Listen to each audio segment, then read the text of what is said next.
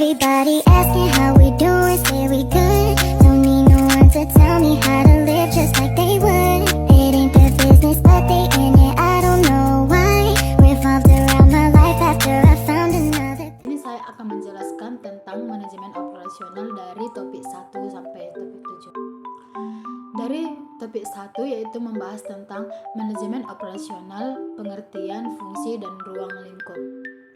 Di dalam manajemen operasional adalah pengelolaan kegiatan produksi dengan operasional suatu perusahaan yang mencapai efisien dan produktivitas.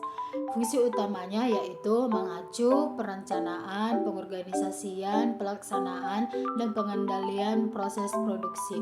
Ruang lingkupnya meliputi manajemen rantai pasok, pengelolaan persediaan, perencanaan kepastian, pengatur proses produk, dan pengendalian kualitas. Ada juga di topik 2 membahas tentang supply chain management. Supply chain management atau manajemen rantai pasok adalah pengintegrasian aktivitas penggandaan bahan dan pelayanan, pengubahan menjadi barang setengah jadi dan produk akhir, serta pengiriman ke pelanggan melalui saluran distribusi. Fungsi-fungsi supply chain management ada dibagi menjadi yang pertama yaitu perkiraan permintaan, yang kedua menyelesaikan pemasukan, yang ketiga memesan bahan baku, yang keempat pengendalian persediaan, yang kelima penjualan produksi, yang keenam pengapalan dan pengiriman, yang ketujuh manajemen informasi, yang ke-8 manajemen mutu, dan yang terakhir yaitu pelayanan konsumen. Ada juga di topik 3 yaitu tentang manajemen operasi dalam e-bisnis atau environment yang dapat diartikan sebagai kegiatan bisnis yang dilakukan secara otomatis dan semi-otomatis dengan menggunakan sistem informasi komputer. Istilah ini pertama kali dipertemukan oleh Leo Gerstner, seorang CEO perusahaan IBM. E-commerce didefinisikan sebagai penggunaan internet dan web untuk transaksi bisnis. E-commerce berbeda dengan e-bisnis. E-bisnis mengacu pada transaksi dan proses dalam suatu organisasi. Ada juga pembahasan dari topik yang keempat yaitu tentang strategi operasi dan pengambilan keputusan.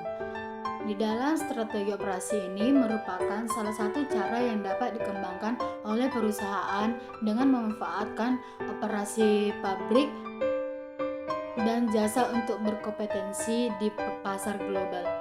Untuk melalui perumusan strategi perusahaan, Hunger J. David dan Wellen Tao Thomas L. 2012 membaginya dalam 4 langkah yaitu yang pertama, menganalisis situasi, yang kedua, menentukan strategi perusahaan, yang ketiga, menyediakan pertanyaan strategi perusahaan, yang keempat, menentukan orientasi strategis perusahaan. Topik yang kelima yaitu tentang desain produk dan jasa. Dalam desain produk dan jasa dapat diartikan sebagai proses menciptakan produk baru yang akan dijual oleh perusahaan untuk pelanggannya. Sebuah konsep yang sangat luas, pada dasarnya generasi dan pengembang ide-ide yang efektif dan efisien melalui proses yang mengarah ke produk-produk baru. Desain produk dan jasa memiliki 2 tujuan yaitu yang pertama tujuan utama dan yang kedua adalah tujuan tambahan. Di dalam tujuan ini kita dapat melihat dari sebagai berikut. Yang pertama yaitu tujuan utama. Tujuan utama yaitu keputusan konsumen. Sedangkan tujuan tambahan yaitu yang pertama fungsi dari produk atau jasa, yang kedua biaya atau keuntungan, yang ketiga mutu, yang keempat penampilan, yang kelima mengurangi produksi atau perakitan, yang keenam mengurangi perawatan atau jasa. Pesan dari topik 6 yaitu tentang peramalan dan manajemen operasional.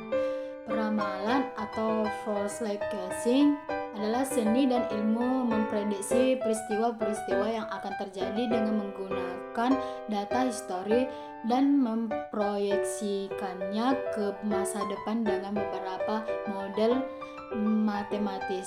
Jenis-jenis peramalan yaitu yang pertama Perkiraan berdasarkan waktu. Yang kedua, perkiraan berdasarkan fungsi dan perencanaan operasi masa depan.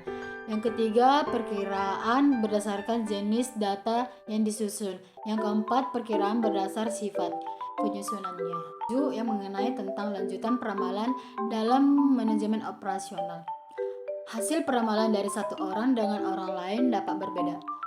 Meskipun demikian, peramalan kualitatif dapat menggunakan teknik atau metode peramalan, yaitu yang pertama dari juri opini eksekutif, yang kedua gabungan tenaga penjualan, yang ketiga metode DLP, yang keempat atau yang terakhir server pasar atau market server. Salah satu metode kualitatif umumnya bersifat subjektif, dipengaruhi oleh intuisi, emosi, pendidikan, dan pengalaman seseorang. Oleh karena itu, peramalan dari satu orang dengan orang lain dapat berbeda.